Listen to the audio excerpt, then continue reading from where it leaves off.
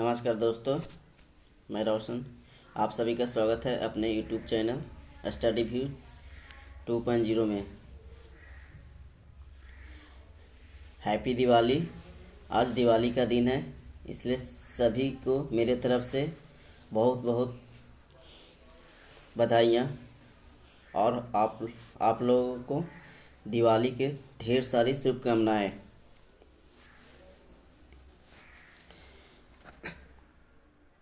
चलिए हम सेशन को स्टार्ट करते हैं। जो बीपीएससी बिहार शिक्षक बहाली क्लास 6 से क्लास 8 के लिए भर्ती परीक्षा है। इसका हम लोग आज सामान्य अध्ययन का प्रैक्टिस सेट करने वाले हैं, जो एससीईआरटी और एनसीईआरटी पे आधारित होंगे, जिसमें हम लोग करने वाले आज बिहार प्रतियोगिता प्रकाशन का। ठीक है, चलिए हम लोग स्टार्ट करते हैं। आज का फर्स्ट क्वेश्चन, आप लोग दिवाली को केयरफुल तरीके से मनाइएगा ताकि अपने और किसी और को भी कोई दिक्कत ना हो।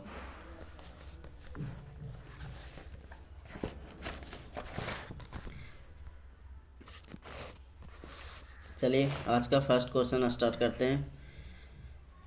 बोला जा रहा है कि गढ़ी अथवा गृह लगाने वाला दिल्ली का प्रथम सुल्तान कौन था। गढ़ी अथवा गृह लगाने वाला दिल्ली का प्रथम सुल्तान कौन था। तो इसका हो जाएंगे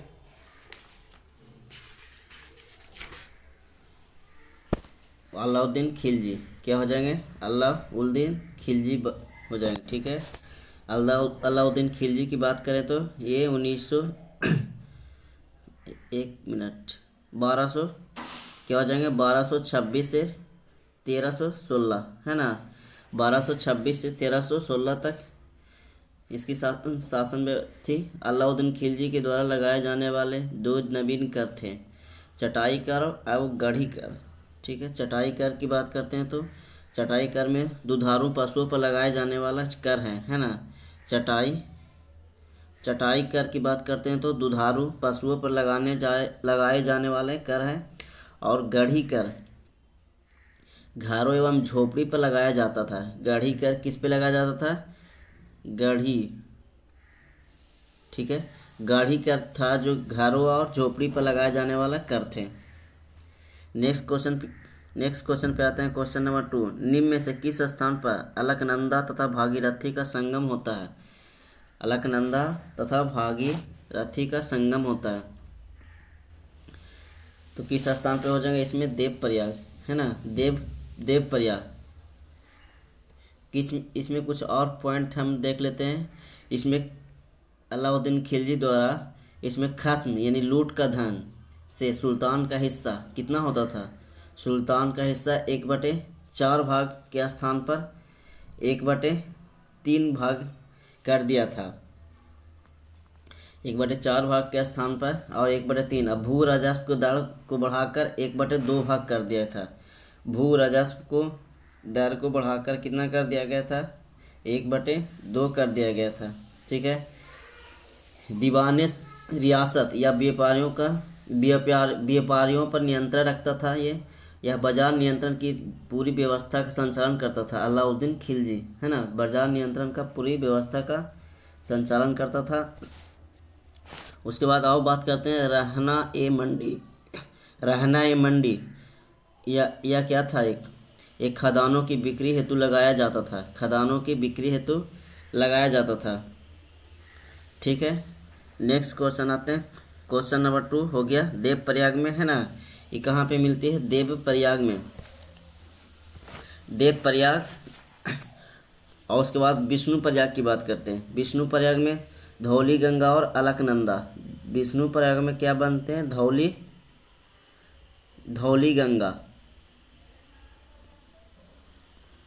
गंगा प्लस अलकनंदा। ठीक है, धौली गंगा प्लस अलकनंदा मिलते हैं। उसके बाद कर्ण प्रयाग की बात करते हैं। कर्ण प्रयाग में क्या क्या मिलते हैं? कौन सा? पिंडार और अलकनंदा। पिंडार है ना, पिंडार और अलकनंदा। रुद्रप्रयाग की बात करते हैं, मंदाकिनी और अलकनंदा। ठीक है, इसमें भी मंदाकिनी मंदाकिनी मंदाकिनी और अलकनंदा भी होंगे इसमें। देवप्रयाग हम लोग पढ़ चुके हैं, भागीरथी और अलकनंदा, भागीरथी और अलकनंदा के साथ। नेक्स्ट क्वेश्चन पे आते हैं, क्वेश्चन नंबर 3 पे। अनुसूचित बोल रहा है कि अनुसूचित जाति, अनुसूचित जनजाति, अनुसूचित जाति, अनुसूचित जनजाति किस अनुच्छेद के अंतर्गत मौलिक सामाजिक, आर्थिक, सामाजिक और सांस्कृतिक अधिकार दिया गया है? तो ये हो जाएंगे किस अनुच्छेद में? उपयुक्त में से एक से अधिक या उपयुक्त में से कोई नहीं। उपयुक्त में से एक से अधिक या उपयुक्त में से कोई नहीं। बोला जा रहा है कि अनुसूचित जाति और अनुसूचित जनजाति को अनुच्छेद 17 के अंतर्गत मौलिक सामाजिक, आर्थिक और राजनीतिक और सांस्कृतिक अधिकार दिए गए हैं। किस अनुच्छेद में? अनुच्छेद 17 है ना, जिसमें अस्पृश्यता को अंत है। इसमें अनुच्छेद 17 में क्या दिया गया है? अस्पृश्यता का अंत। उसके बाद अनुच्छेद 18 की बात करें तो इसमें हो जाए उपाधियों का अंत, है ना। अनुच्छेद 18 में क्या हो जाएगा? उपाधियों का अंत। उसी तरह अनुच्छेद 19 की बात करें तो अनुच्छेद 19 में क्या हो जाएगा? स्वतंत्रता का अधिकार, है ना, स्वतंत्रता का अधिकार, स्वतंत्रता का अधिकार। अनुच्छेद 20 की बात करते हैं तो अपराधों के लिए दोष सिद्ध के संबंध में संरक्षण। अनुच्छेद 20 में क्या हो जाएंगे? अपराधों के लिए दोष सिद्ध के संबंध में संरक्षण हो जाएंगे। नेक्स्ट पॉइंट पे आते हैं, क्वेश्चन नंबर 4 पे। निम्नलिखित में से किस स्थानों पर डचों ने अपने व्यापारिक अड्डे स्थापित किए थे? तो डच की बात करें तो उपयुक्त सभी, है ना, नागपट्टनम, चिनसूरा, मछलीपट्टनम। उसके बाद बोलते हैं सूरत, भरूच, आगरा, फिर कोची, अहमदाबाद और पटना, है ना। क्या क्या? नागपट्टनम, चिनसूरा, मछलीपट्टनम, सूरत, भरूच, आगरा, उसके बाद कोची, अहमदाबाद और पटना में। पहले ये क्या आए थे? भारत में कोरोमंडल समुद्री तट पर बंगाल, बिहार, उड़ीसा में व्यापारिक कोठियाँ स्थापित की थी, है ना, चिनसूरा। उसके बाद उनकी महत्वपूर्ण कोठी थी पुलिकट, सूरत, कारिकिल, चिनसूरा, कासिम बाजार, बड़ा नगर, पटना, थालासोर, नागपट्टनम, कोची, मुस्लिमपट्टनम, ये सारे व्यापारिक अड्डे थे। ठीक है, और इसका बात करते तो सर्वप्रथम ये व्यापारिक व्यवस्था का उल्लेख 1722 के दस्तावेजों में मिलता है। ठीक है, और डचों की अगर पहली फैक्ट्री की बात करते हैं तो 1605 में कहाँ पे स्थापित किए थे? मुस्लिमपट्टनम में, है ना।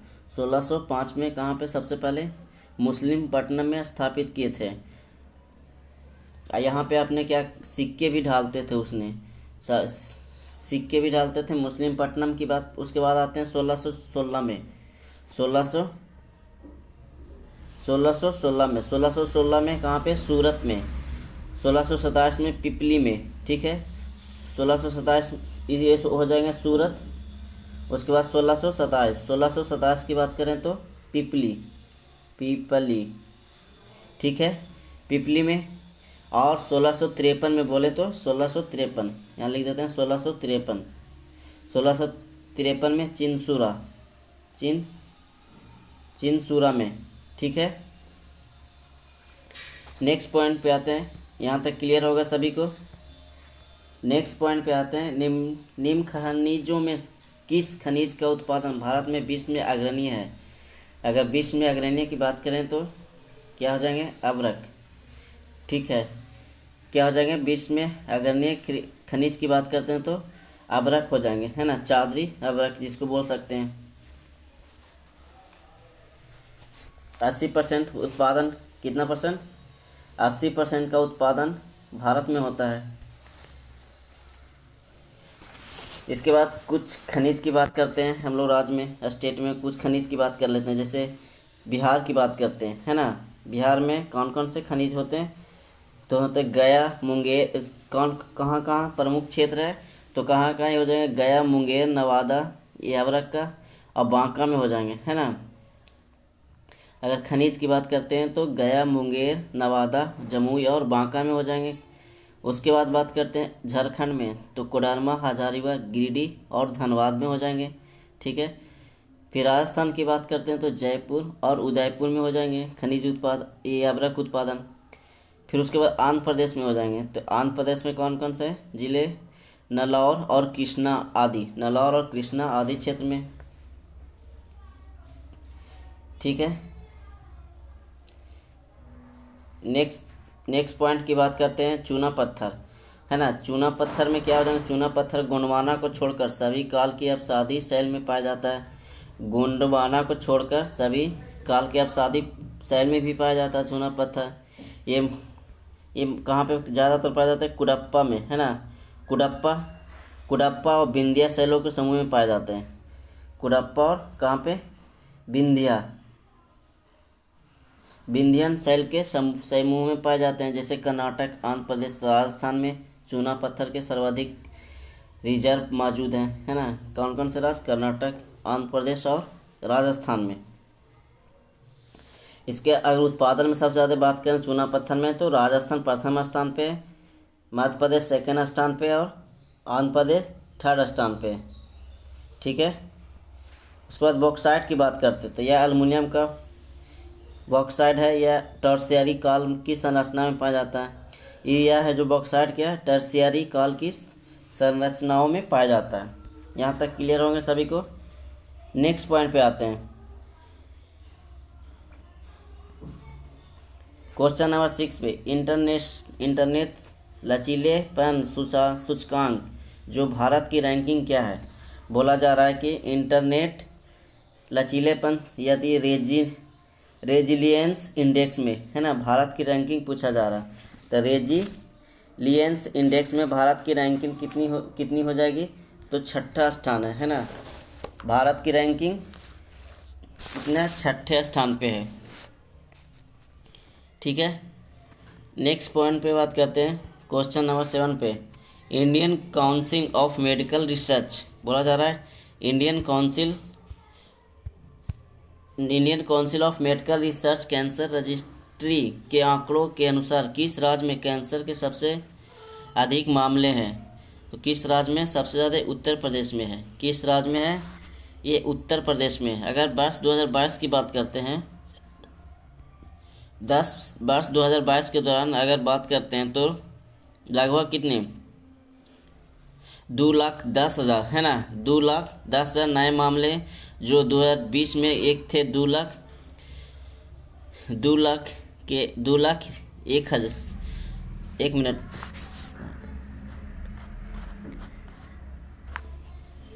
2020 की बात करते हैं तो ये कितने थे? 2,01,000, है ना। 2,01,000 थे। उत्तर प्रदेश में सबसे अधिक दर्ज की गई, जिसमें उल्लेखनीय है कि लगभग 1,16,818 लोगों की क्या हो गई थी? भयानक बीमारी के कारण ये मृत्यु हो गई थी, ठीक है। 1,16,818 लोग की यहाँ पे मृत्यु भी हो गई है। नेक्स्ट पॉइंट पे बात करते हैं, क्वेश्चन नंबर 8 पे आते हैं हम लोग। केंद्रीय कैबिनेट ने कितने करोड़ रुपए के परिव्यय के साथ डिजिटल इंडिया प्रोजेक्ट के विस्तार को मंजूरी दी है? तो डिजिटल इंडिया प्रोजेक्ट को मंजूरी दी है, तो इसका क्या हो जाएगा? उपयुक्त में से एक से अधिक या उपयुक्त में से कोई नहीं। तो इसका हम लोग बात करते हैं, कितना हो जाएगा? 14,903 करोड़ रुपए के व्यय के साथ डिजिटल इंडिया का परियोजना का विस्तार किया है, ठीक है। 14,903 करोड़ का जो डिजिटल इंडिया परियोजना का क्या किया है? विस्तार को स्वीकृति दे दी गई है। इसके अंतर्गत 18 सुपर कंप्यूटर पहले से ही स्थापित किए जा चुके हैं। इसके अंतर्गत बात करें तो 18 सुपर कंप्यूटर पहले से ही क्या किए थे? स्थापित किए जा चुके हैं। इसके तहत और फिर से और 9 सुपर कंप्यूटर जोड़े जाएंगे। इसके तहत 9 और सुपर कंप्यूटर क्या करेंगे, जोड़े जाएंगे। नेक्स्ट क्वेश्चन की बात करेंगे, क्वेश्चन नंबर 9। क्वेश्चन नंबर 9 में बोला जा रहा है कि भारत के पहले 3D printed post office, Bharat की 3D printed post office building का उद्घाटन किस शहर में किया गया है। तो शहर की बात करते हैं तो बेंगलुरु, है ना। भारत का पहले 3D प्रिंटेड पोस्ट ऑफिस, बात करें प्रिंटेड पोस्ट ऑफिस तो क्या हो जाएंगे, बेंगलुरु में, बेंगलुरु। नेक्स्ट पॉइंट पे आते हैं, क्वेश्चन नंबर 10 पे आते हैं। क्वेश्चन नंबर 10 में क्या बोला जा रहा है कि चंद्रयान 3 के चंद्रमा पर उतरने के साथ को किस नाम से जाना जाएगा। नाम से बात बोलूँ तो शिव शक्ति के नाम से। जहाँ पे चंद्रयान 3 उतारा है उस स्थान को किस नाम से जाना जाएगा, उस स्थान को शिव शक्ति के नाम से जाना जाएगा। प्रधानमंत्री मोदी ने 26 अगस्त को घोषणा की कि जिस पॉइंट पर चंद्रमा 3 लैंडर विक्रम 23 अगस्त को चंद्रमा की सतह पर उतरा है उसका नाम शिव शक्ति के नाम से जाना जाएगा। और चंद्रयान 2 की बात करते हैं तो हार्ड लैंडिंग पॉइंट जो तिरंगा के नाम दिया गया था, जो चंद्रयान 2 में जो 2019 में उतरा था उसको हम लोग हार्ड लैंडिंग पॉइंट, है ना, हार्ड लैंडिंग पॉइंट को तिरंगा के नाम दिया गया था, तिरंगा को नाम दिया गया था। नेक्स्ट पॉइंट पे आते हैं, क्वेश्चन नंबर 11 पे। निम्न में से किस धातु को प्राप्त करने हेतु हेमेटाइट अयस्क है। तो हेमेटाइट अयस्क है, सभी को पता होगा लगभग, किसका हो जाएगा, लोहा। किसका हो जाएंगे, हेमेटाइट अयस्क लोहा, है ना। Fe2O3 हेमेटाइट लोहा के ऑक्साइड है जो खनिज के रूप में है। या एक तरह से लाल नुमा काला खनिज या लौह अयस्क है। इसका योग आभूषण बनाने पॉलिश करने में किया जाता है। नेक्स्ट पॉइंट पे आते हैं, क्वेश्चन नंबर, कुछ साइंस का क्वेश्चन है। Question number plaster of Paris का रासायनिक सूत्र क्या पूछा गया है कि प्लास्टर ऑफ पेरिस का रासायनिक सूत्र क्या होते हैं, CaSO4 हाफ H2O। क्या हो जाएंगे, CaSO4 half H2O plus calcium sulphate hemihydrate. इसको क्या बोलते हैं, कैल्शियम सल्फेट हेमीहाइड्रेट के नाम से भी जानते हैं, plaster of Paris. Next point पे आते हैं, क्वेश्चन नंबर 13 पे। शून्य pH वाला बिलियन है ना, शून्य pH वाला बिलियन है तो क्या हो जाएगा, अम्लीय। क्या हो जाएंगे, ये अम्लीय हो जाएंगे, शून्य pH वाला बिलियन। जब हाइड्रोजन आयनों की संख्या एक उच्च आयन बिलियन है तो बिलियन अम्लीय होता है। क्या होता है, बिलियन अम्लीय होता है। क्वेश्चन नंबर 14 पे आते हैं। निम्न में से कौन सा पदार्थ RNA और DNA दोनों में पाया जाता है। बोला जा रहा है कि निम्न में से कौन सा पदार्थ RNA और DNA दोनों में पाया जाता है। तो इसका हो जाएगा एडिलॉन्ग, है ना। इसका RNA और DNA दोनों में पाया जाता है, एडिलॉन्ग। अगर RNA और DNA की बात करें तो ग्वालिन और साइटोसिन दोनों एक दूसरे के पूरक हैं। ग्वालिन और साइटोसिन एक दूसरे के क्या होते हैं, ये पूरक होते हैं, अर्थात ये क्या होते हैं, ये जोड़ी होते हैं, है ना, ये जोड़ी बनाते हैं। ये DNA RNA एडीन और गुआनिन और साइटोसिन दोनों में पाए जाते हैं। जो एडिनिन है, जो गुआनिन और साइटोसिन दोनों में पाए जाते हैं, ठीक है। नेक्स्ट पॉइंट पे आते हैं, क्वेश्चन नंबर 15 पे। लाइकेन है ना। तो लाइकेन एक तरह से क्या है, सहजीवी है। लाइकेन एक तरह से क्या है, सहजीवी है। लाइकेन एक जटिल रूप है जो अलग अलग जीवों एक कवक और एक शैवाल सहजीवी साझेदारी है। लाइकेन में कार्बोहाइड्रेट की बढ़ने और प्रजनन के लिए लेते हैं। क्वेश्चन नंबर 16 पे आते हैं।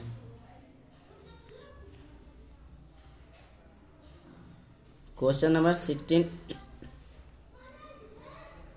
बोला जा रहा है कि किसी पिंड पर किया गया कार्य निम्नलिखित में से किस पर निर्भर नहीं करता है। तो क्या हो जाएंगे इसका, पिंड के आरंभिक वेग पे। किसी पिंड पर किया गया कार्य निम्नलिखित में से किस पर निर्भर नहीं करता, पिंड के आरंभिक वेग पे। यदि किसी पिंड का बल F हो यदि किसी पिंड का बल क्या हो, F हो, एक पर लगने वाले पिंड का विस्थापन क्या हो, D हो। एक पर लगने वाला विस्थापन D हो, ठीक है। लेकिन यदि बल क्या हो, F और विस्थापन D, तो दिशा से क्या होगा, थीटा कोण पर कार्यरत होंगे, थीटा कोण पे, ठीक है। तब बल द्वारा किया गया कार्य हो जाएगा W बराबर, है ना, वर्क डन बराबर W बराबर बल द्वारा किया गया कार्य F इंटू एस हो जाएंगे। F into S cos theta, F into S cos theta, ठीक है। क्लियर है यहाँ तक। F इंटू डब्ल्यू बराबर F into S cos theta हो जाएंगे। बल्कि बल F विस्थापन D और बल एवं विस्थापन के बीच कोण क्या होता है, थीटा कोण पर निर्भर करता है ना। बल F होता है, विस्थापन D, बल एवं विस्थापन के बीच बने कोण जो होते हैं, कोण जो बनते हैं, है ना, उस किस पे डिपेंड करते हैं, थीटा पर डिपेंड करते हैं, है ना। कितना थीटा है, 30 डिग्री 60 डिग्री, है ना। किस पे डिपेंड करते हैं, थीटा कोण पे डिपेंड करते हैं। यहाँ तक क्लियर है। नेक्स्ट पॉइंट पे आते हैं, क्वेश्चन नंबर 17 पे। क्वेश्चन नंबर 17 पे आते हैं, किस तत्व तत्व का अष्टक का नियम लागू हो पाया है। बोला किस तत्व तक अष्टक का नियम लागू हो पाया है। तो इसका क्या हो जाएगा, कैल्शियम तत्व तक। न्यूलैंड ने कब, न्यूलैंड अगर जन्म की बात करते हैं तो इनका जन्म 1837 में हुआ था, मृत्यु हुआ था 1898 में। अगर अंतिम तत्व इसमें बताया था थोरियम, अंतिम तत्व किसको बताया था, थोरियम को। प्रारंभिक तत्व हाइड्रोजन को बताए थे, है ना। और नियम लागू किए थे कैल्शियम तक, कहाँ तक, कैल्शियम, है ना, कैल्शियम तक नियम लागू किए थे। इसमें तत्वों की संख्या की बात कर रहे थे, न्यूलैंड में 56 तत्व थे। कितने, 56 तत्व थे, 56। इसमें सबसे पहले आठवें तत्व का गुण पहले तत्व के गुण के समान रखा था। न्यूलैंड ने 8वें तत्व का जो गुण था वो पहले तत्व के गुण के समान रखे थे, मतलब दोनों एक जैसा बिहेव करेंगे, ठीक है। यानी फिर उसके बाद दूसरे तत्व, 9वें तत्व, तीसरा, 10वां, 8वां, 15वां, इस टाइप के दोनों क्या करें, एक जैसे बिहेव करेंगे न्यूलैंड के अष्टक नियम के अनुसार। नेक्स्ट क्वेश्चन पे आते हैं, क्वेश्चन नंबर 18 पे। प्रवर्तन के नियम लागू होते हैं, पर अगर प्रवर्तन के नियम की लागू की बात करें तो इसका क्या हो जाएंगे, सभी दर्पण पर चाहे उनकी आकृति कैसे भी हो, कैसे भी क्यों ना हो, है ना, सभी दर्पण पर चाहे उनकी आकृति कैसे भी क्यों ना हो, इस प्रवर्तन के नियम लागू होते हैं। नेक्स्ट क्वेश्चन की बात करते हैं, क्वेश्चन नंबर 19 पे। ऊंचे भवनों के शीर्ष पर लगे खतरे के संकेत लाल वर्ण के होते हैं। इन्हें दूरी से आसानी से देखा जा सकता है, क्योंकि अन्य वर्णों की अपेक्षा लाल वर्ण प्रकाश का क्या होते हैं, लाल वर्ण प्रकाश की बात करें तो धुएं तथा कोहरे द्वारा न्यूनतम प्रकीर्णन होते हैं। सबसे धुएं और कोहरे द्वारा क्या होते हैं, न्यूनतम प्रकीर्णन के कारण होते हैं। अगर लाल रंग का विक्षेपण कम होने के कारण यह लंबी दूरी तय करता है, विक्षेपण कम होने के कारण क्या करता है, लंबी दूरी तय करता है और दूर से ही दिखाई दे सकता है। ये लाल रंग का तरंग दैर्घ्य लगभग बात करते हैं तो 625 से 700 तक, 700 nm, है ना, 700 nm तक होते हैं। लाल रंग का वेग अधिक होता है लेकिन ऊर्जा कम होता है। लाल रंग का वेग तो अधिक होता है मगर ऊर्जा क्या होता है, कम होता है। बैगनी रंग का वेग कम होता है ना। लाल रंग का वेग अधिक होता है, बैगनी रंग का वेग क्या होता है, वेग कम होता है। ठीक है, नेक्स्ट क्वेश्चन पे बात करते हैं। क्वेश्चन नंबर 20 पे बोला जा रहा है कि विश्व का सबसे तेजी के साथ घटता जा रहा है प्राकृतिक संसाधन कौन सा है। तो विश्व के साथ सबसे तेज़ी से घटता जा रहा है विश्व का प्राकृतिक संसाधन की बात करें तो ये क्या हो जाएंगे, वन हो जाएंगे, है ना। वन हो जाएंगे क्योंकि वनों की कटाई तेज़ी से हो रही है, इसलिए ये क्या हो रहे हैं, घट रहे हैं। पृथ्वी पर 70 कितना परसेंट, 71% जल पाए जाते हैं। पवन ऊर्जा, सौर ऊर्जा और जल विद्युत ऊर्जा नवीकरणीय ऊर्जा उदाहरण है। पवन ऊर्जा, सौर ऊर्जा और जल, ये क्या है, एक तरह से नवीकरणीय ऊर्जा है जो कभी समाप्त नहीं होने वाला है ना। नवीकरणीय ऊर्जा का उदाहरण है। मतलब इसको हम फिर से क्या कर सकते, ला सकते हैं। वन देश कुल और भौगोलिक क्षेत्र में कितना परसेंट है, कुल देश का मतलब 24.62% है। 24 अगर भौगोलिक क्षेत्रफल की बात करें तो 24.62% है देश के। क्वेश्चन नंबर 21 पे आते हैं। क्वेश्चन नंबर 21 में बोला जा रहा है कि पानी के अंदर की वस्तुओं का पता लगाने के लिए किस यंत्र का उपयोग किया जाता है। तो पानी के अंदर का उपयोग पता लगाने के लिए हम किसका प्रयोग करते हैं, सोनार का प्रयोग करते हैं, है ना। सोनार का प्रयोग करते हैं। इसमें क्या होता है, इसमें अल्ट्रासोनिक वेव्स जनरेटर द्वारा पानी के अंदर भेजे जाते हैं, वस्तु से टकराकर परिवर्तित होते हैं और जनरेटर के रिसीवर द्वारा रिसीव कर लिए जाते हैं, जिससे पानी के अंदर वस्तु की स्थिति पता लगाया जाता है। ठीक है। रडार की बात करते हैं तो क्या होते हैं, रडार होते हैं जो radio detection and the raising होते हैं। संक्षिप्त रूप इसका होता है, यह प्रतिध्वनि के सिद्धांत पर कार्य करता है। इसकी सहायता से वायुयान की दिशा एवं ऊंचाई ज्ञात करता है। वायुयान की दिशा एवं ऊंचाई का ज्ञात करते हैं। ठीक है। लेजर की खोज सर्वप्रथम वैज्ञानिक थियोडोर मैमन ने 1960 में की थी। ये अमेरिका के थे। ये लेजर संक्षिप्त रूप होता है ना, लाइट एम्प्लीफिकेशन, इसका full form light amplification.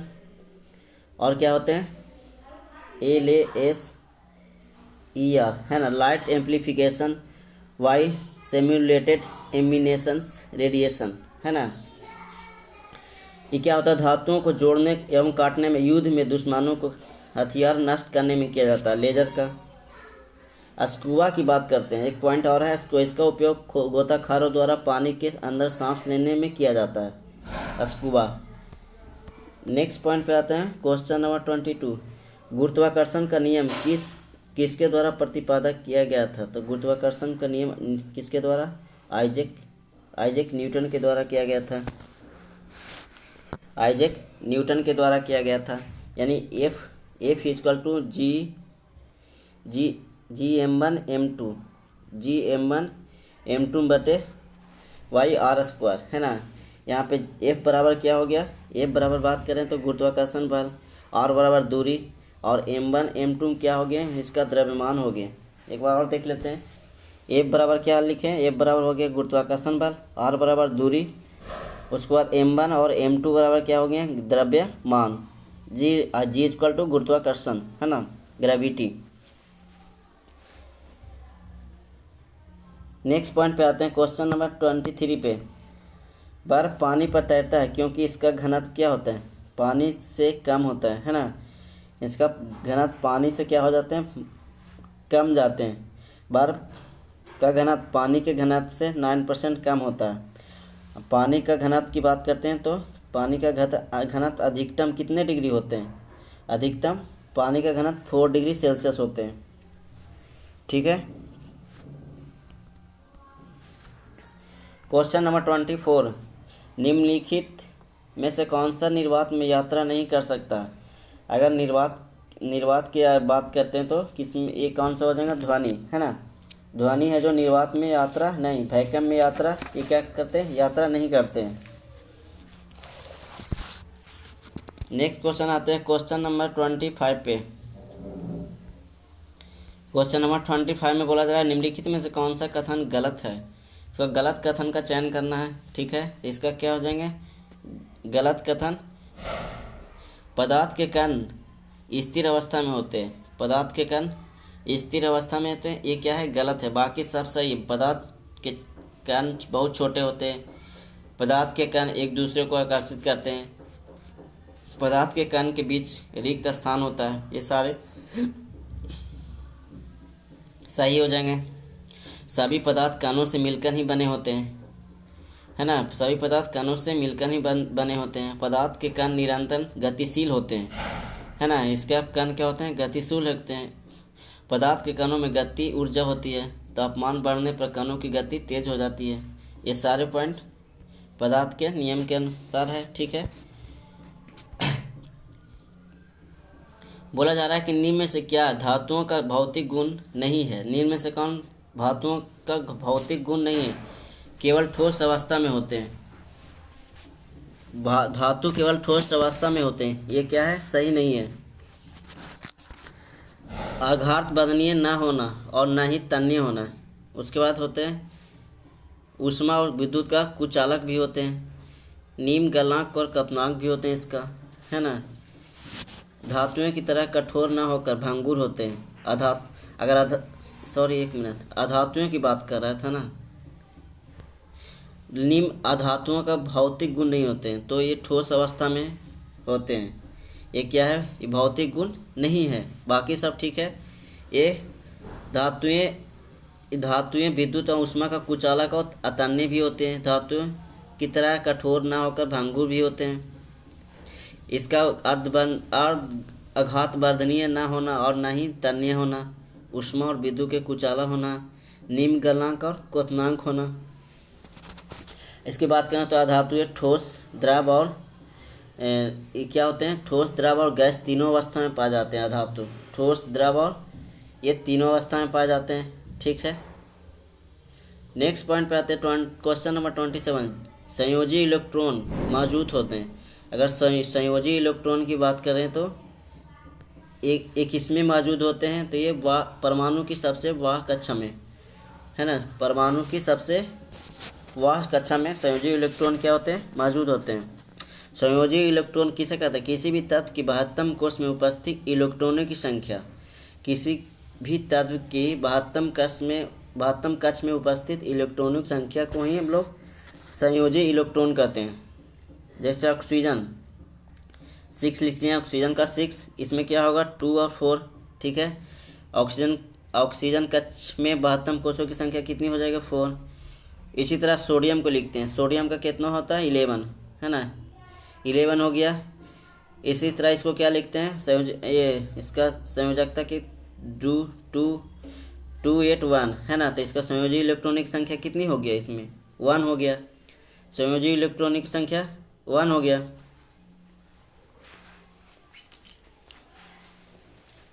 Next point पे आते हैं क्वेश्चन नंबर 28 पे। क्वेश्चन नंबर 28 में बोल रहा है प्रबल क्षार और दुर्लभ अम्ल के मिश्रण वाले लवण का पीएच मान कितना होता है। अगर पीएच मान की बात करें तो प्रबल क्षार, एक मिनट,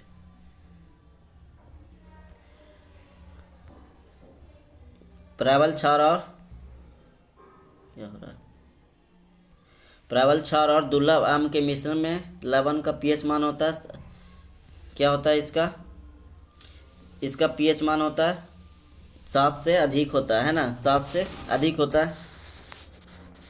पीएच स्केल की बात करते हैं तो 0 से 14 तक होते हैं पीएच स्केल, है ना। पीएच स्केल किसके द्वारा दिया गया था लॉरेंस के द्वारा, है ना। पीएच स्केल की खोज लॉरेंस। उसके बाद इसके पीएच स्केल में 7 से अगर 7 बात करते हैं तो, है ना, कि किसका हो जाएगा 7 के बराबर अगर बात करते हैं तो ये उदासीन होते हैं। अगर 7 से कम बात करते हैं तो क्या हो जाएंगे ये क्षारीय होते हैं। 7 से कम क्षारीय और 7 होंगे जो उदासीन हो जाएंगे, ठीक है। 7 से कम हो जाएंगे अम्लीय हो जाएंगे। 7 से कम क्या होते हैं अम्लीय और 7 से अधिक होते हैं क्षारीय, ठीक है। उसके बाद 7 के बराबर की बात करें तो उदासीन हो जाएंगे, है ना। क्या हो जाएंगे? उदासीन हो जाएंगे। यहाँ तक क्लियर हो जाएगा, हो गया होगा। किसी को कोई दिक्कत नहीं होना चाहिए। नेक्स्ट पॉइंट पे आते हैं, क्वेश्चन नंबर 29 पे। क्वेश्चन नंबर 29, निम्नलिखित में से किस कोशिकीय घटक को कोशिका के प्रोटीन के कारखाने के रूप में जाना जाता है? तो इसको हो जाएगा राइबोसोम, है ना। क्या हो जाएंगे? राइबोसोम। निम्नलिखित में से किस कोशिकीय घटक को कोशिका के प्रोटीन के कारखाने के रूप में जाना जाता है? राइबोसोम। नेक्स्ट पॉइंट पे बात करते हैं, क्वेश्चन नंबर 30 पे। किसी रासायनिक अभिक्रिया में जब कोई पदार्थ हाइड्रोजन ग्रहण करता है तो इसका प्रक्रिया को कहा जाता है, इस प्रक्रिया को क्या कहा जाता है? तो अपचयन। इसको क्या बोलते हैं? इसको अपचयन के रूप में जानते हैं, है ना। इसको क्या जानते हैं? अपचयन के रूप में जाना जाता है। क्वेश्चन नंबर 31 पे आते हैं, तलवार जैसी चोंच वाले हिमबर्ड जो होते हैं के बारे में विशेष विशेषता क्या है? तो इसका विशेष विशेषता की बात करें, इसकी चोंच इसके शरीर से लंबी होती है।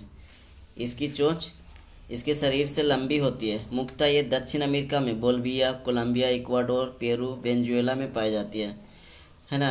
ये कहाँ तक? Humming bird. क्या है? Humming bird. क्या है? हमिंग बर्ड है जो इसकी चोंच है जो इसके शरीर से लंबी होती है। ये मुख्यतः कहाँ पाए जाते हैं? दक्षिणी अमेरिका में पाए जाते हैं। Bolivia, Colombia, Ecuador, Venezuela, Peru, ये आदि सारे देशों में पाए जाते हैं।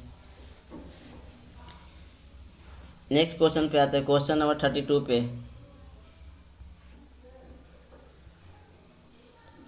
एक वयस्क मनुष्य के मुख में केवल कृदंत होते हैं। बोल रहा है कि एक वयस्क मनुष्य के मुख में केवल कृदंत होते हैं। तो क्या हो, कितने होते हैं? 8, है ना। कृदंत की संख्या की बात करें तो 8 होते हैं।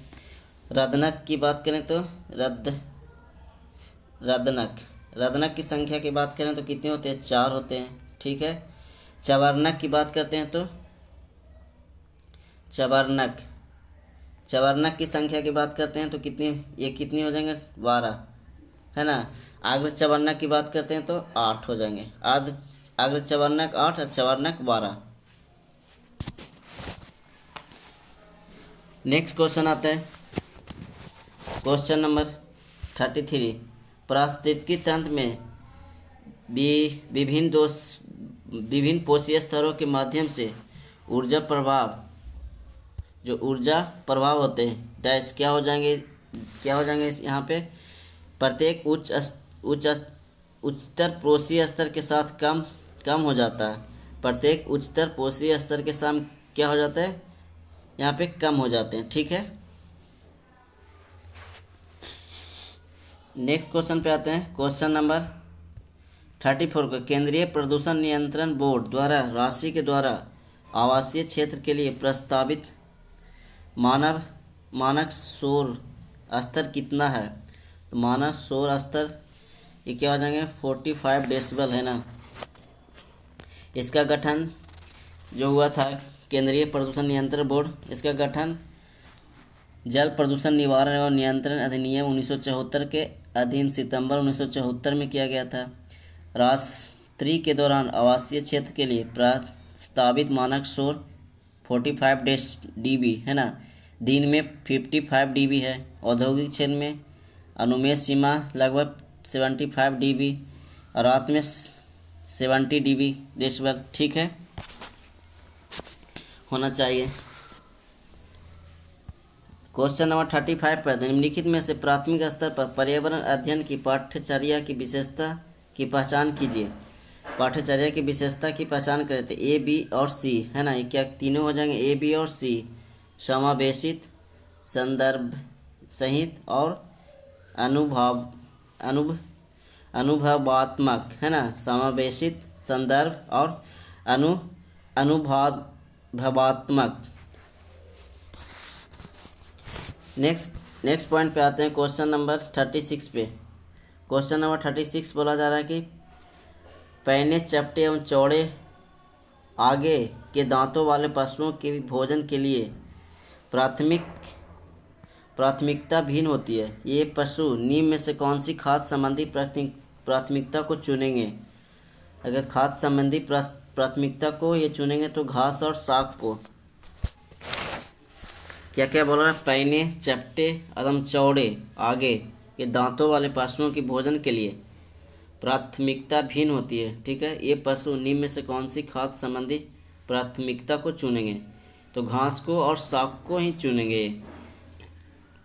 जो शाकाहारी जानवर अपने आहार के मुख्य घटक के लिए पौधे की सामग्री खाने के लिए अनुकूल होते हैं। ठीक है,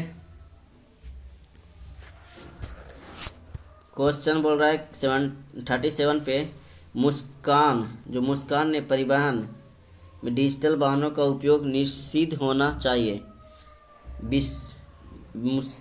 विषय पर एक वाद विवाद का आयोजन किया। मुस्कान के द्वारा इस विषय पर कक्षा में वाद विवाद के आयोजन का क्या उद्देश्य है? मुस्कान के द्वारा बोला कि परिवहन में डिजिटल वाहनों का उपयोग निषिद्ध होना चाहिए विषय पर एक वाद विवाद का आयोजन हुआ। मुस्कान के द्वारा इस विषय पर कक्षा में वाद विवाद के आयोजन का क्या उद्देश्य था? तो बोला जा रहा है कि इसका उद्देश्य कि यह इस मुद्दे पर छात्रों को कई दृष्टिकोण की सराहना करने में मदद करता है। बोला जा रहा है कि इस मुद्दे पर छात्रों को कई दृष्टिकोण में सराहना करने की मदद करता है। वाद विवाद से छात्रों को यह समझने में मदद मिलेगा कि किस प्रकार के डिजिटल वाहन हमारे पर्यावरण को प्रदूषित कर रहा है। डिजिटल वाहन से निकलने वाले प्रदूषक मनुष्यों को किस प्रकार से प्रभावित कर रहा है। यह समझ विकसित करने में वाद विवाद सहायक हो सकता है। क्वेश्चन नंबर 38 पे, मसाई जनजाति में पाई जाती है ना। तो मसाई जनजाति का संबंध कहाँ पे? ये अफ्रीका के क्षेत्र में। ये कहाँ पे? अफ्रीका के क्षेत्र में पाए जाते हैं। जैसे दक्षिणी अफ्रीका की बात करते हैं, मसाई जनजाति अफ्रीका में जैसे उत्तरी कीनिया में, उत्तरी तंजानिया, पूर्वी युगांडा प्रदेश में पाए जाते हैं। और दक्षिणी अफ्रीका में बोले तो कलाहारी मरुस्थल में बुशमैन जनजाति पाए जाते हैं। कलाहारी मरुस्थल में बात करें तो दक्षिणी अफ्रीका में बात करें तो उसमें कलाहारी मरुस्थल के बुशमैन जनजाति पाए जाते हैं, है ना। बुशमैन जनजाति कलाहारी मरुस्थल में। नेक्स्ट पॉइंट आते हैं क्वेश्चन नंबर 39 पे। क्वेश्चन नंबर 39 बोला जा रहा है अंतर्राष्ट्रीय तिथि रेखा कौन सी मानी गई है? तो अंतर्राष्ट्रीय तिथि रेखा 180 डिग्री देशांतर को मानी गई है। किसको 180 डिग्री देशांतर को मानी गई है अंतर्राष्ट्रीय तिथि रेखा। नेक्स्ट क्वेश्चन की बात करते हैं। और 0 डिग्री देशांतर को प्रधान मध्याह्न रेखा कहते हैं, है ना। 0 डिग्री देशांतर को क्या बोलते हैं? प्रधान मध्याह्न रेखा के नाम से जानते हैं। क्वेश्चन नंबर 40 पे आते हैं। बोल रहा है किस ग्रह को पृथ्वी का जुड़वा तारा कहा जाता है? किस ग्रह को पृथ्वी का जुड़वा तारा कहा जाता है? तो इसका क्या हो जाएंगे? शुक्र को, है ना। शुक्र को जुड़वा तारा कहा जाता है क्योंकि आकार और द्रव्यमान में क्रम में पृथ्वी के ही समान है ना। आकार और द्रव्यमान में पृथ्वी के ही समान है। इसको पृथ्वी की भगिनी के नाम से भी जाना जाता है। पृथ्वी को भगिनी के नाम से भी जाना जाता है।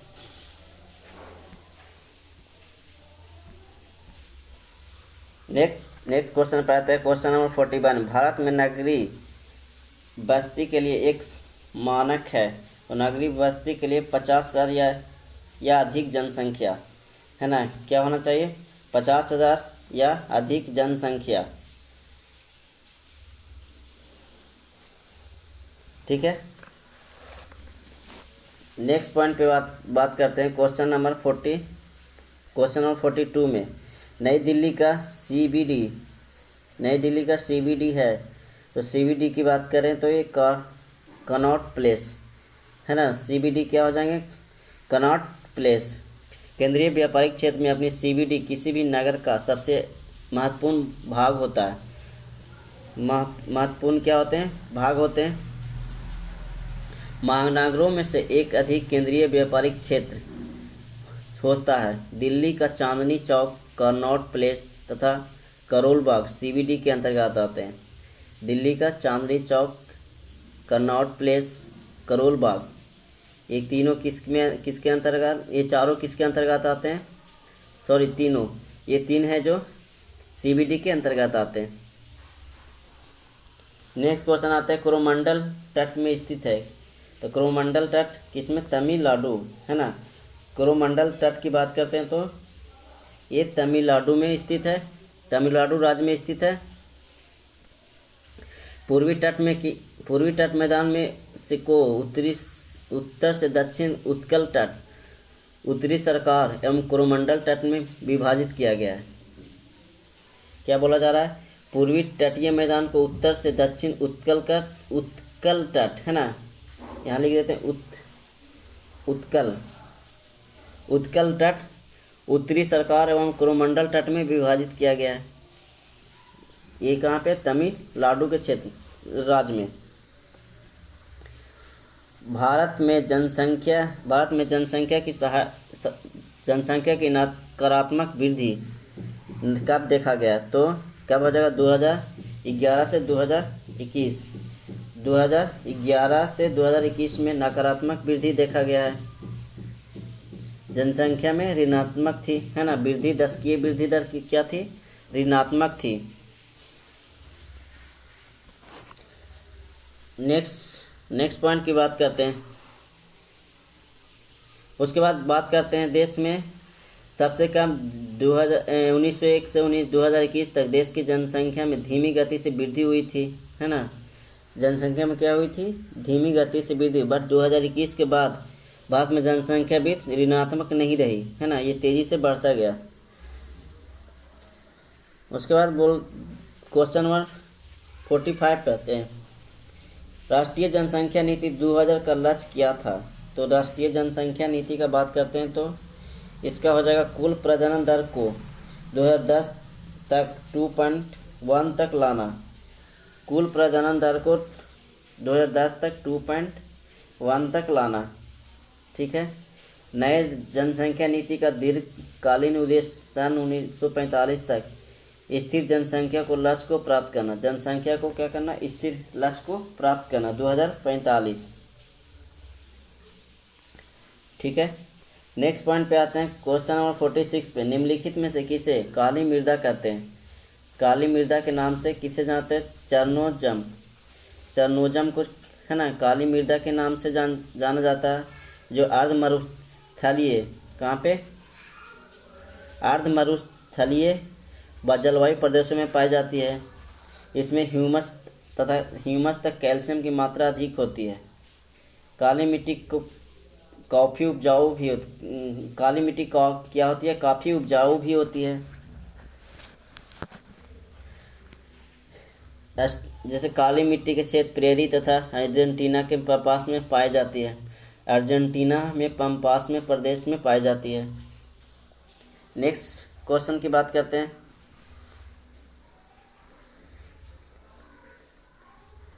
पम्पास तथा स्टेपिज, है ना। पम्पास तथा स्टेपिज जो है मध्य अक्षांशीय घास के मैदान है।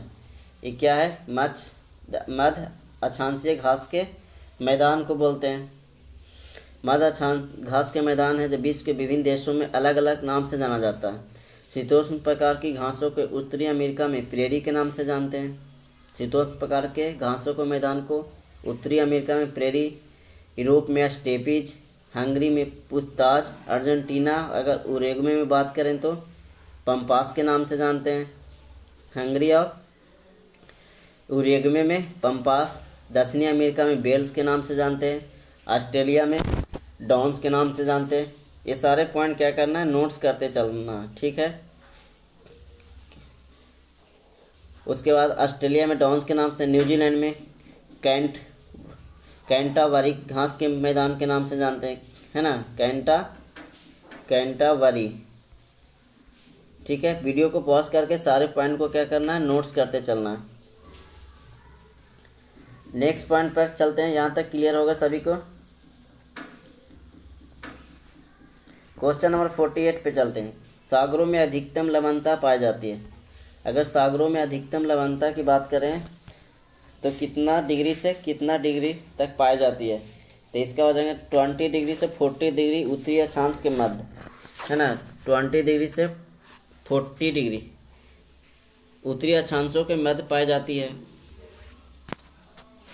इसी तरह नेक्स्ट पॉइंट पे आते हैं, क्वेश्चन नंबर 49 पे। क्वेश्चन नंबर 49 पे आते हैं। बोला जा रहा है कि सहारा में प्रवाहित होने वाली गर्म शुष्क पवन कहलाती है। तो गर्म शुष्क पवन को क्या बोलते हैं, सिरोको। किस नाम से जानते हैं इसको, सिरोको के नाम से जानते हैं। ठीक है, ये हो जाएंगे सिरोको के नाम से जानते हैं। सहारा मरुस्थल में भूमध्य सागरीय की ओर बहने वाली गर्म हवा, ये सिरोको है जो सहारा मरुस्थल में भूमध्य सागरीय की ओर बहने वाली क्या है, गर्म हवा है। जब भूमध्य सागर को पार करती है तो आर्द्र हो जाती है ना, और इटली में प्रविष्ट हो जाती है। कहाँ चल जाती है, भूमध्य सागर से इटली में प्रविष्ट हो जाती है। इसके अलग नाम भी हैं, कुछ अलग नाम है। खसमीन, मिस्र में इसको बोलते हैं खसमीन। कहाँ पे बोलते हैं, मिस्र में। गिबली की बात करें तो लीबिया में। चिली की बात करें तो ट्यूनीशिया में। सिरोको हम लोग अभी पढ़ें कहाँ पे, इटली में, है ना। लेवेचे स्पेन में बोले जाते हैं। ठीक है, लेवेचे गर्म शुष्क पवन जो लेवेचे हैं जो स्पेन में बोले जाते हैं। एक बार फिर से बोल देते हैं। इसके अन्य नाम खसमीन है जो मिस्र में, गिबली लीबिया में, चिली की बात करें ट्यूनीशिया में, सिरोको इटली में पाए जाते हैं, लेवेचे है जो कहाँ पे, स्पेन में। नेक्स्ट पॉइंट पे आते हैं, क्वेश्चन नंबर 50 पे।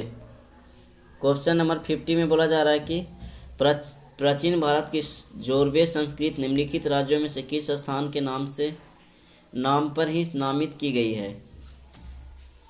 प्राचीन भारत में जोरबे संस्कृति जो है निम्नलिखित राज्यों में किस स्थान के नाम पर नामित की गई है, तो इसका हो जाएगा महाराष्ट्र में।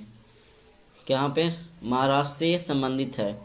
महाराष्ट्र में पाई जाने वाली जोरबे बस्तियाँ में से एक तरह का निवासगत अधिक्रम ऊंच नीच का क्रम दिखाई देता है। इसमें यहाँ द्विस्तरीय निवास का अभ्यास मिलता है। जोरबे पश्चिमी महाराष्ट्र में स्थित है। जोरबे जो कहाँ पे स्थित है, पश्चिमी महाराष्ट्र में स्थित है। नेक्स्ट पॉइंट पे आते हैं, क्वेश्चन नंबर 51 पे। क्वेश्चन नंबर 51 बोला गया निम्नलिखित में कौन सा कर्म कांडीय वेद है। निम्नलिखित में से कौन सा कर्म कांडीय वेद है। कर्म कांडीय वेद की बात करते हैं तो ये हो जाएंगे यजुर्वेद, है ना। ये यजुर्वेद अनुष्ठों और विषयों का उल्लेख है। इसमें गद्य और पद दोनों का रचित होता है। इसमें क्या होते हैं, गद्य और पद दोनों रचित है। यजुर्वेद कर्म कांडों को संपन्न कराने और पुरोहितों को आधारव्यू कहा जाता है। इसमें यजुर्वेद में कर्म कांडों को संपन्न कराने वाले पुरोहित को आधारव्यू, है ना, क्या बोलते हैं इसको, इसको क्या बोलते हैं, आधारव्यू, है ना। ठीक है, सकल यजुर्वेद को वाजस्नेयी संहिता भी कहते हैं इसको, और शुक्ल यजुर्वेद ब्राह्मण ग्रंथ शतपथ, कृष्ण यजुर्वेद को ब्राह्मण ग्रंथ तैत्तिरीय, ये सारे नाम से जानते हैं। नेक्स्ट पॉइंट पे आते हैं, निम्नलिखित में से कौन सा बौद्ध धर्म के विस्तार का प्रथम मूर्त साक्ष्य माना जाता है। अगर बौद्ध धर्म का विस्तार का बात करें तो अशोक के शिलालेख, है ना, सबसे ज़्यादा अशोक के शिलालेख का ये क्या माना जाता है, प्रथम मूर्त साक्ष्य माना जाता है।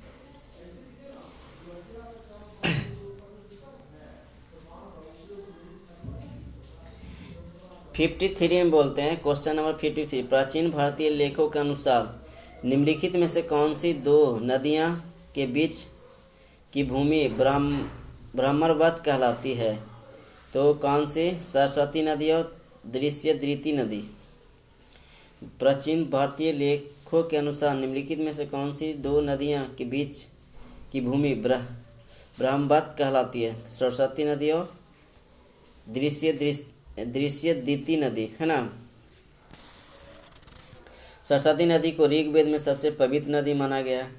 इसमें नदियों में श्रेष्ठ अर्थात नदीतमा कहा गया है। गंगा या यमुना नदी का क्षेत्र ब्रह्मश्री देश कहा गया है ना। गंगा या यमुना को ब्रह्मश्री देश कहा गया है।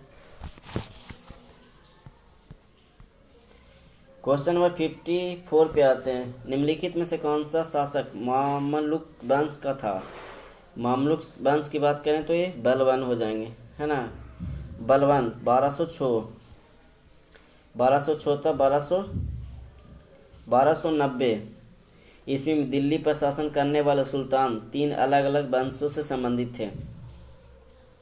तीन अलग अलग वंशों से संबंधित थे। कुतुबुद्दीन ऐबक ने कुतुबी, इल्तुतमिश ने सम्मी, बलबन ने बलबनी वंश की स्थापना की। आराम में इसे दास वंश का नाम दिया गया क्योंकि इस वंश का प्रथम शासक कुतुबुद्दीन ऐबक दास था। कुतुबुद्दीन ऐबक क्या था? एक दास था। नेक्स्ट पॉइंट पे आते हैं। क्वेश्चन नंबर 55 पे 1556 में दिल्ली को खोने वाला हिंदू शासक कौन था? तो 1556 में हो जाएंगे ये हेमू, है ना। 1556 में हेमू हो जाएंगे, जो क्या था? एक दिल्ली शासक। 1500 पानीपत की द्वितीय युद्ध में, है ना। 5 नंबर 1556 में मुगल सम्राट अकबर ने हेमू को क्या किया था?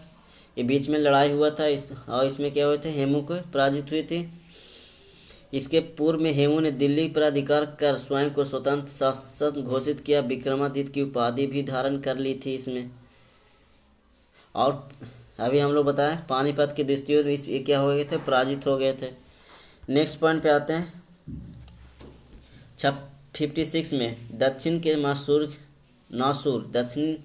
नासुर ने किसको बर्बाद कर दिया? तो ये हो जाएंगे औरंगजेब को। किसको? औरंगजेब को।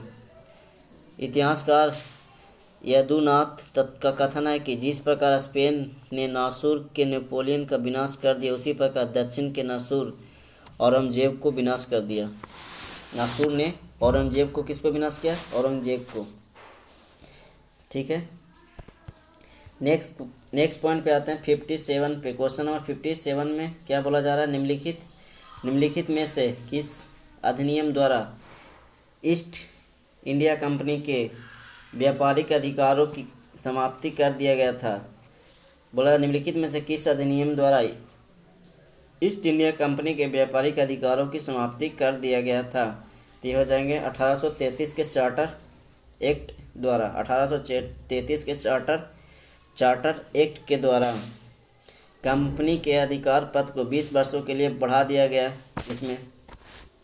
इसमें कंपनी के भारत के साथ व्यापार करने का अधिकार को छीन लिया, किंतु उसे चीन के साथ व्यापार एवं पूर्वी देशों के साथ चाय के व्यापार के संबंध को 20 वर्षों के लिए अधिकार प्राप्त रहा। कुछ सीमाओं के अधीन सभी ब्रिटिश नागरिकों के लिए भारत के साथ व्यापार खोल दिया। क्या भारत के साथ व्यापार खोल दिया गया। बोल रहा है कि 1857 में सिपाही विद्रोह कहाँ से प्रारंभ हुआ है ना। सिपाही विद्रोह कहाँ से प्रारंभ हुआ? तो यहीं से, मेरठ से ही सबसे पहले सिपाही विद्रोह 1857 से प्रारंभ हुआ। कहाँ? मेरठ के कहाँ पे बोलें तो बैरकपुर से। मेरठ के सैनिकों ने बैरकपुर में गाय की चर्बी मिले कारतूसों को मुंह से काटने से स्पष्ट क्या कर दिया गया था? मना कर दिया था। इसके फलस्वरूप क्या हुआ था? वहाँ से सिपाही विद्रोह आरंभ हो गया।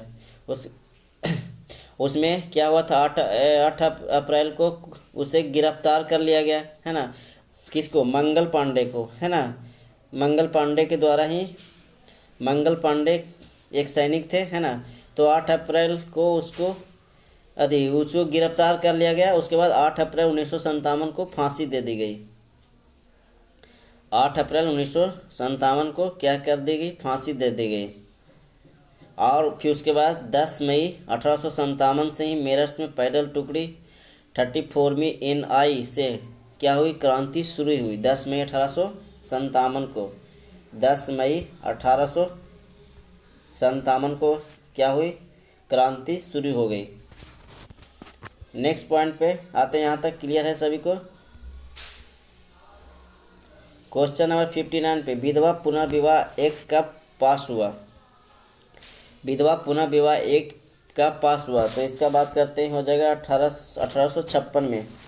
1856 में लॉर्ड कैनिंग, एक मिनट, हाँ 1856 में, है ना। लॉर्ड कैनिंग भारत में कंपनी द्वारा नियुक्त अंतिम गवर्नर था। लॉर्ड कैनिंग थे जो क्या थे, अंतिम गवर्नर जनरल थे। ब्रिटिश सम्राट के अधीन नियुक्त भारत का प्रथम वायसराय था ये। अगर ब्रिटिश सम्राट के अधीन की बात करें तो ये भारत का प्रथम वायसराय था।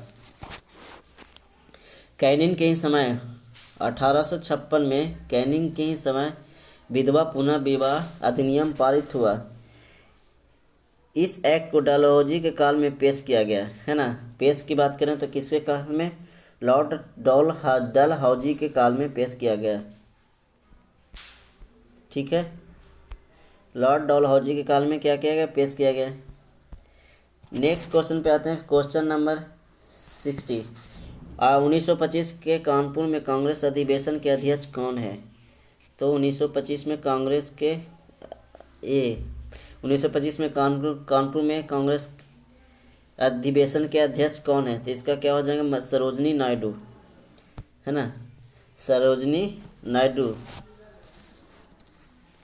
नेक्स्ट क्वेश्चन पे आते हैं। क्वेश्चन है ब्राह्मण समाज के संस्थापक। ब्राह्मण समाज के संस्थापक राजाराम मोहन राय के द्वारा किया गया था। राजाराम मोहन राय के द्वारा 1800 कब, 20 अगस्त 1828 ईस्वी में, है ना, कलकत्ता में की गई थी। ब्राह्मण समाज की स्थापना कहाँ की गई थी? राजाराम मोहन के द्वारा 20 अगस्त 1828 में कलकत्ता में की गई थी, ठीक है। नेक्स्ट पॉइंट पे आते हैं। और राजाराम मोहन राय ने अपने जीवन काल में अरबी, फारसी, अंग्रेजी, ग्रीक, हिब्रू आदि भाषाओं का उल्लेख किया है ना। राजाराम मोहन राय ने अपने जीवन में अरबी, फारसी, अंग्रेजी, ग्रीक, हिब्रू आदि भाषाओं का अध्ययन भी किया है, या उल्लेख भी बोल सकते हैं। Question number 62। किस देश को मुख्य रूप से कम्युनिस्ट माओवादी दलों द्वारा शासित किया गया है? बोल रहा है कि किस देश को मुख्य रूप से कम्युनिस्ट माओवादी दल द्वारा शासित किया गया है? तो ये हो जाएंगे चीन को। किसका हो जाएंगे? चीन को। क्वेश्चन नंबर आते हैं 63। बर्लिन की दीवार को किस वर्ष ध्वस्त किया गया था? है ना, बर्लिन की दीवार को किस वर्ष ध्वस्त किया गया था? तो 1989 को, है ना, 1889, 1989 को। 28 साल तक बर्लिन शहर को पूर्वी और पश्चिमी टुकड़ों में विभाजित करके रखा गया। इसका निर्माण 13 अगस्त 1961 को शुरू हुआ था। 61 को शुरू हुआ, मगर क्या भाव 1989 में इसे तोड़ दिया गया, है ना। पूर्वी और पश्चिमी बर्लिन जो था जर्मन लोकतंत्र गणराज्य के बीच अवरोध था, इसलिए इसको दो दीवार के बीच इसको बांट दिया गया था।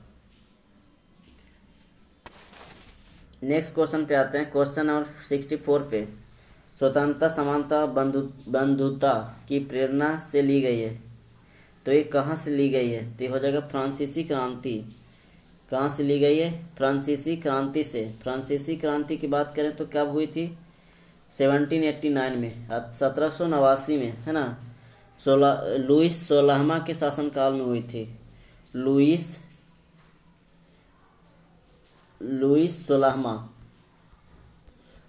16वां के शासनकाल में शुरू हुई थी, है ना। फ्रांसीसी क्रांति फ्रांस के इतिहास में राजनीतिक और सामाजिक उथल पुथल और आमूल परिवर्तन की अवधि थी। नेक्स्ट क्वेश्चन आते हैं 65 पे। बोला जा रहा है कि the poverty of political economic house economics abandon the poor नामक पुस्तक के लेखक कौन है? तो किसका? मेघनाथ देसाई। क्या हो जाएंगे? भारत में जन्मे ब्रिटिश अर्थशास्त्री मेघनाथ देसाई। भारत में ही जन्मे थे ब्रिटिश अर्थशास्त्री Meghnath Desai. The property of political economy, how economics abandon the poor नामक एक नई किताब लिखी थी मेघनाथ देसाई के द्वारा। नेक्स्ट पॉइंट की बात करते हैं। क्वेश्चन नंबर 66 पे, फरवरी 2023 में निम्नलिखित में से कौन से देश सेमीकंडक्टर उद्योग में सहयोग को बढ़ावा देने के लिए एक टास्क फोर्स बनाने पर सहमत हुए हैं? इसका क्या हो जाएंगे? यूएसए, है ना। किसके द्वारा? फरवरी 2023 में निम्नलिखित में से कौन से देश सेमीकंडक्टर उद्योग में सहयोग को बढ़ावा देने के लिए टास्क फोर्स बनाने पर सहमति हुए हैं? तो यूएसए के द्वारा, है ना। भारत और यूएसए के द्वारा, क्योंकि वे भारत में semiconductor mission, Indian electronics semiconductor association और यूएस सेमीकंडक्टर इंडस्ट्री एसोसिएशन को शामिल करते हुए एक टास्क फोर्स बनाने के सहमत हुए हैं। इसका उद्देश्य क्या है? निकट अवधि में अवसरों को पहचान करके और सेमीकंडक्टर परिस्थिति तंत्र को दीर्घकालीन विकास में मदद करने के लिए तत्पर मूल्यांकन विकसित करना।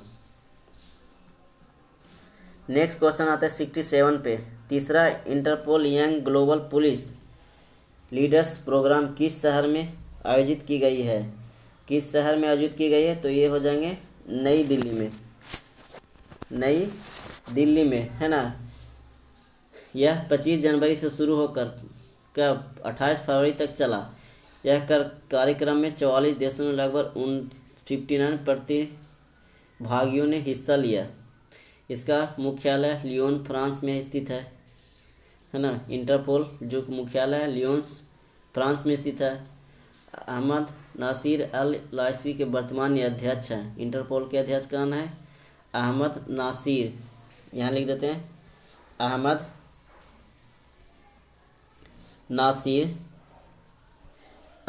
नासिर अल राइसी। अहमद नासिर अल राइसी इसके क्या है? अध्यक्ष है। नेक्स्ट पॉइंट क्वेश्चन पे आते हैं 68 पे। हेनले पासपोर्ट इंडेक्स 2023 जारी किया गया। इस रैंक में भारत किस स्थान पे है? तो हेनले पासपोर्ट के अनुसार भारत का रैंक हो जाएगा 85। क्या हो जाएंगे? 85 हो जाएंगे। पिछले साल की बात करें तो भारत का रैंक कितनी थी? भारत की रैंक पिछले बार की बात करें तो 87 पे थे, है ना। भारतीय पासपोर्ट के जरिए 59 देशों में वीज़ा फ्री या वीज़ा ऑन अराइवल के जरिए यात्रा की जा सकती है। भारतीय पासपोर्ट के जरिए 59 देशों में वीज़ा फ्री या वीज़ा ऑन अराइवल के जरिए यात्रा की जा सकती है। अगर फर्स्ट रैंक की बात करें तो सिंगापुर कितने नंबर पे है? सिंगापुर फर्स्ट नंबर पे है हेनले पासपोर्ट इंडेक्स के अनुसार।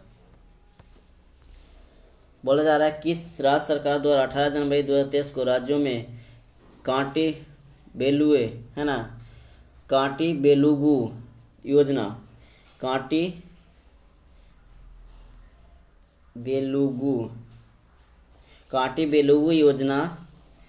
फिर से शुरू की गई है। तो किस राज्य में हो जाएंगे? तेलंगाना। ये कहाँ पे हो जाएंगे? ये तेलंगाना में हो जाएंगे। इस योजना में निःशुल्क आँखों की जांच होती है, सर्जरी और लाभार्थियों के आवश्यकता अनुसार चश्मे का वितरण भी शामिल है। कांटी बेलुगु योजना में आँखों की जांच, सर्जरी और इसमें चश्मा भी शामिल है आवश्यकता अनुसार। क्वेश्चन नंबर 17 पे आते हैं। क्वेश्चन नंबर 70 पे आ रहा है कि भारत के पहले मतदाता श्याम शरण नेगी जो थे,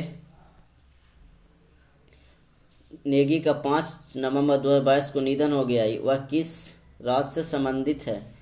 तो हो जाएगा हिमाचल प्रदेश राज्य से, है ना। हिमाचल प्रदेश राज्य से संबंधित हो। वे कितने वर्ष के थे? 106 वर्ष के आयु में उसके निधन। 1952 के आम चुनाव में प्रथम मतदाता माने जाने वाले नेगी का जन्म 1917 को हुआ था। भारत के मुख्य चुनाव आयुक्त कौन है? राजीव कुमार। भारत के मुख्य चुनाव आयुक्त कौन है? राजीव कुमार। क्वेश्चन नंबर 71 पे आते हैं कि भारतीय सेना के सुदर्शन चक्र कोर द्वारा 29 नवंबर को किस राज्य में सुदर्शन प्रहार अभ्यास शुरू किया गया? कौन सा प्रहार? सुदर्शन प्रहार। तो ये हो जाएंगे राजस्थान में, है ना। सुदर्शन प्रहार का अभ्यास कहाँ किया गया है? राजस्थान में।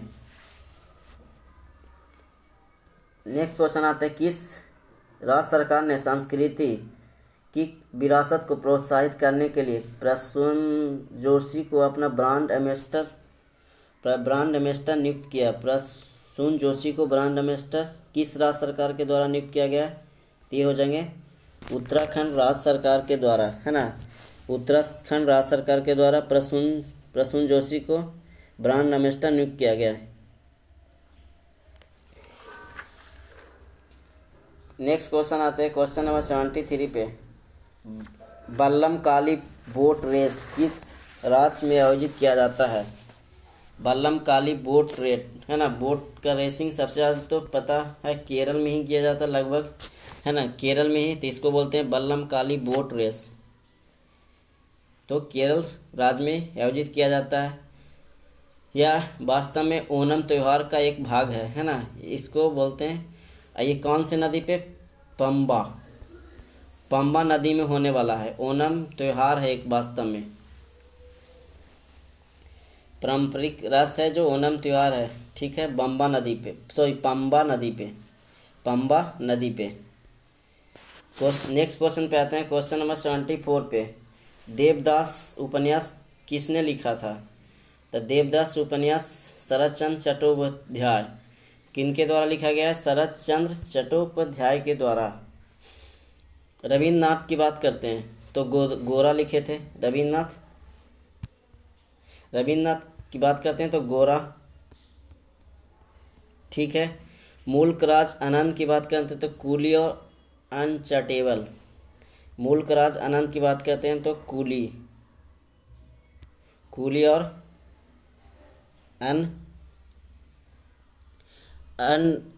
एक मिनट, अनचेबल, है ना। अनचटेबल। उसके बात करते हैं किसकी? प्रेमचंद्र। तो गोदान, गबन, निर्मला, सेवादान, कर्मभूमि, ये किसके द्वारा? मुंशी प्रेमचंद के द्वारा लिखा गया। यहाँ तक क्लियर है। नेक्स्ट पॉइंट पे आते हैं। अंतर्राष्ट्रीय योगा दिवस प्रतिवर्ष किस दिन को मनाया जाता है? तो अंतर्राष्ट्रीय योगा दिवस किस दिन को मनाया जाता है? 21 जून को मनाया जाता है, जो 21 जून 2015 से शुरू हुई थी पहली बार, है ना। 21 जून 2015 से शुरू की गई थी।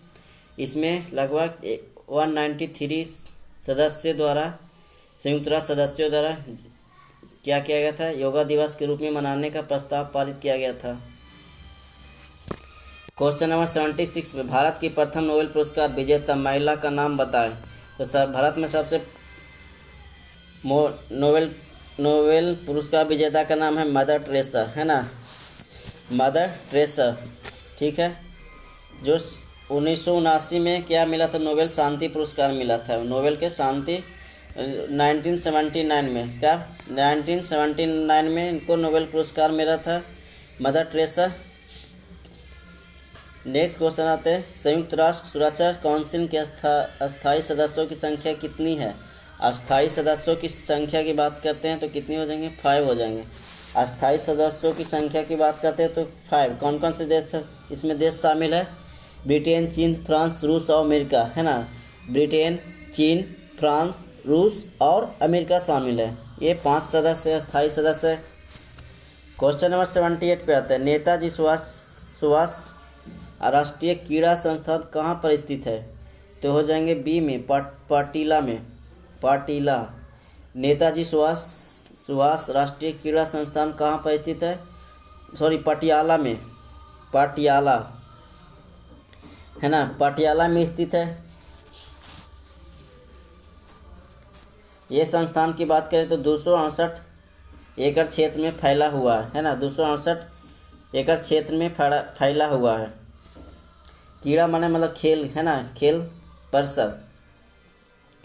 GSAT-30 ये उपग्रह है, एक क्या है, GSAT-30 ये एक उपग्रह है। कौन सा एक उपग्रह है, तो इसका हो जाएगा संचार। GSAT-30 ये क्या है, संचार उपग्रह। इसरो द्वारा 17 जनवरी 2020 को यूरोपीय अंतरिक्ष एजेंसी ने एरियन 5VA 251 प्रक्षेपित यान के माध्यम से संचार उपग्रह GSAT-30A का प्रक्षेपण किया गया। क्या क्या, एरियन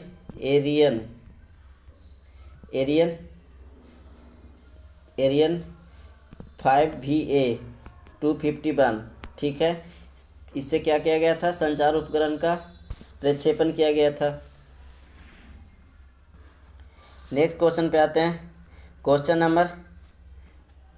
नंबर यूनिसेफ की स्थापना किस वर्ष की गई थी।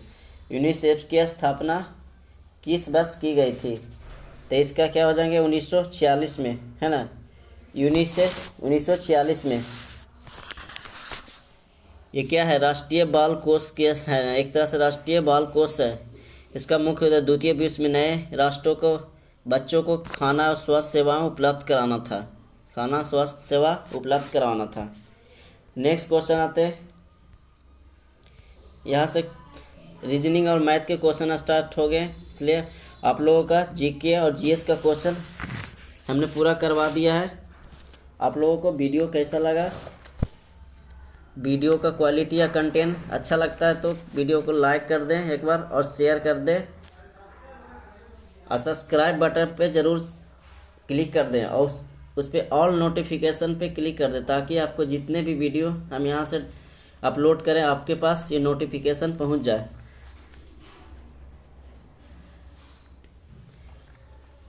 आप सभी को दीपावली की ढेर सारी शुभकामनाएं एक बार फिर से।